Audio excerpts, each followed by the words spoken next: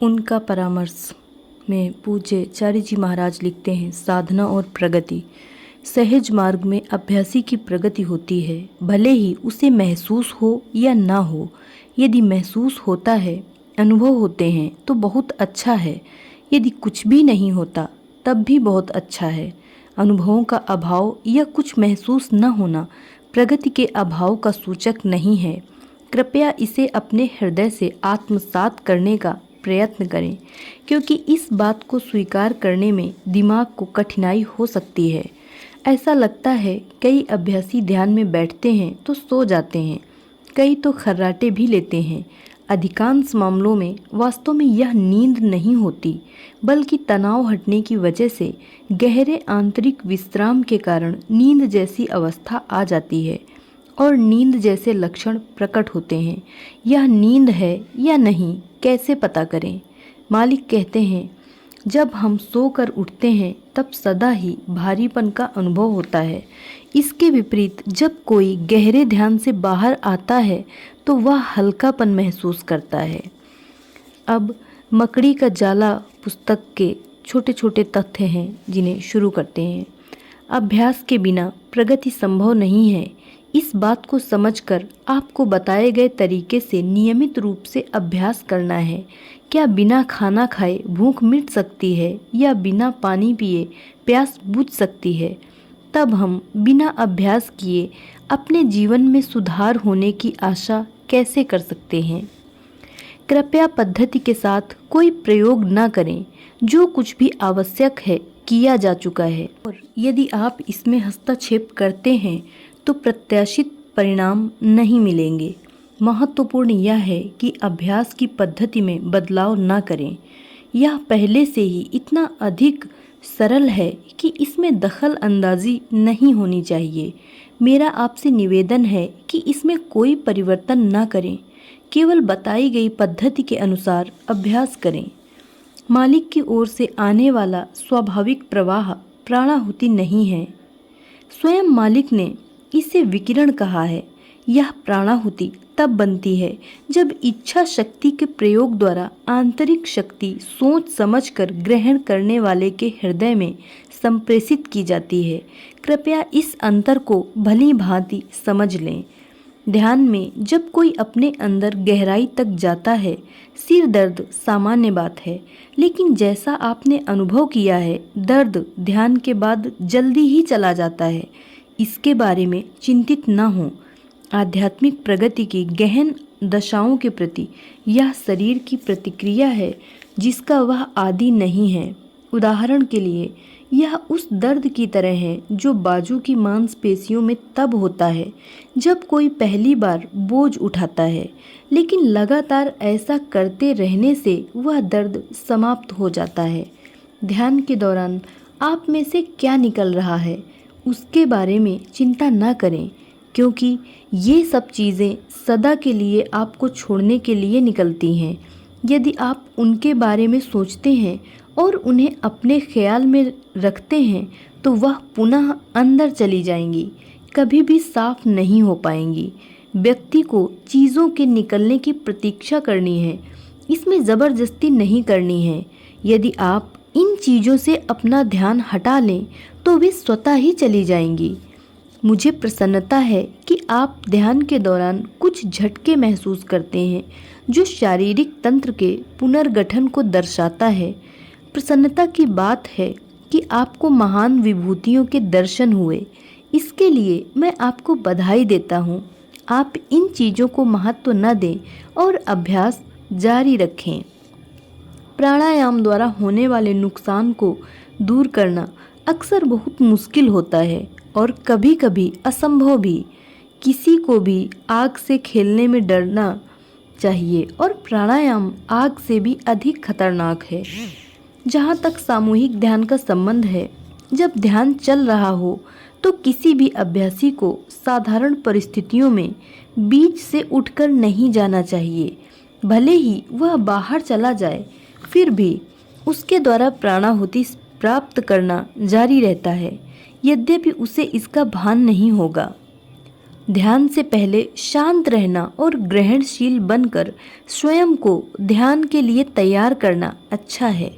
बाबूजी महाराज ने कहा है, ध्यान के बाद शांत रहना और स्वयं की दशा पर विचार करना आवश्यक है। जो हालत पढ़ने की हमारी क्षमता को बढ़ाता है, शांत रहने का यह समय कम से कम 10 मिनट का हो। चरित्र निर्माण। जिन बातों के लिए हम खुद जिम्मेदार हैं, उनके लिए दूसरों को दोष देना बड़ा आसान है। अपना खुद का व्यवहार और मिजाज अच्छी तरह से जानने के बाद हमें खुद को बदलने के लिए प्रयत्नशील होना चाहिए। केवल तभी परिवर्तन आएगा। आप जो नहीं करना चाहते, उसके लिए मुझे दोष देने का कोई मतलब नहीं है, और फिर आप वही करना जारी रखते हैं जो आपको नहीं करना चाहिए। जब तक अपने खुद के प्रयासों से आप स्वयं को सुधारने का प्रयत्न नहीं करते, आप किसी दिव्य सहायता की अपेक्षा नहीं कर सकते। मुझे विश्वास है आप इस बात को समझेंगे और जो आवश्यक है करेंगे। मकड़ी का जाला भाग 2 से कुछ लिए गए तथ्य हैं। कष्ट देने वाली सारी समस्याएं मनुष्य की खुद की बनाई हुई हैं। एक कथा है उस व्यक्ति की जिसने स्वयं वृक्ष के तने को दोनों बाहों में पकड़ रखा था और आने जाने वाले राहगीरों से चिल्ला चिल्ला कर कहता था, मुझे इससे मुक्त कराओ, यह पेड़ मुझे छोड़ नहीं रहा है। हमें अपनी बुरी आदतों को, पूर्वाग्रहों को, अपनी स्वार्थपरता को, अपने अहम और दुखों इत्यादि को खुद ही छोड़ना पड़ेगा। सभी मामलों में संकल्प शक्ति लगानी चाहिए और समस्या यही आती है, क्योंकि जब कामनाएं संकल्प के विरुद्ध आ जाती हैं, तब इच्छा शक्ति असफल हो जाती है। इसीलिए हमारे प्राचीन शास्त्रों में ऐसे निर्देश दिए गए हैं कि मन को कामनाओं से हटाकर तब इच्छा शक्ति का प्रयोग करना चाहिए। मन और भावावेश, अंतःकरण के बारे में इसे हृदय की आवाज़ भी कह सकते हैं, और मालिक ने पुष्टि करने के लिए हृदय की आवाज़ सुनने के महत्व पर जोर दिया है। दिमाग या बुद्धि केवल कंप्यूटर है जो जानकारी और निर्णय दे सकते हैं, परंतु चीज़ों की सत्यता की पुष्टि हृदय ही कर सकता है। अतः इस पर विश्वास करना है और इसे तब तक विकसित करना है जब तक यही एकमात्र आवाज़ न रह जाए। अपने आप को दयनीय समझना सबसे अधिक विनाशकारी चीज़ों में से एक है और इससे बचना चाहिए। आमतौर पर हम उन लोगों को अभ्यासी के रूप में नहीं लेते जो मानसिक रूप से उदासी अथवा पागलपन का इलाज करा रहे हैं, खास तौर पर जो इसके लिए लिथियम लेते हैं। ऐसे मामलों में काफ़ी मुश्किल हो सकती है, क्योंकि सफाई अभ्यासी के भीतर दबा हुआ सब कुछ बाहर ला सकती है, जिससे उसमें विस्फोटक मानसिक स्थिति पैदा हो सकती है।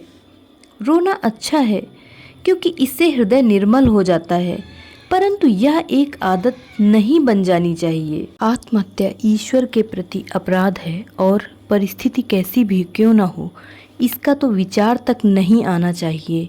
किसी की आत्महत्या के बारे में सुनने पर मालिक बहुत ही खिन्नता प्रकट किया करते थे। एक बार उन्होंने मुझसे कहा, यह बीमारी तो भारत में भी आ रही है, मुझे इसे कैसे भी रोकना है, यह लोगों का विनाश कर देगी।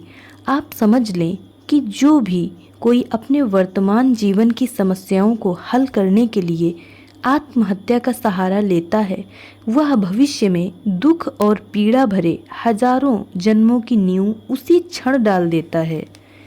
दिवंगत आत्मा के लिए शोक उचित है, लेकिन दुख को हद से आगे नहीं बढ़ाना चाहिए और उसे वहीं शव यात्रा के साथ समाप्त कर देना चाहिए, अन्यथा वह मृतात्मा को पीछे खींचता है। पारिवारिक जीवन में हमारे लिए सहनशीलता बढ़ाना आवश्यक है और पारिवारिक जीवन में विपत्तियां और दुख तकलीफ़ें अभ्यासी के आध्यात्मिक कल्याण के लिए अच्छी हैं। हमें सांसारिक चिंताओं से ऊपर उठना है। प्यार के माध्यम से सब कुछ आसानी से व्यवस्थित हो जाता है और पारिवारिक जीवन में ही हम भली भांति प्यार करना सीख सकते हैं और सफल हो सकते हैं। परिवार के भीतर अथवा बाहर प्रेम और त्याग के बिना मानवीय समस्याओं का कोई समाधान कभी संभव नहीं है।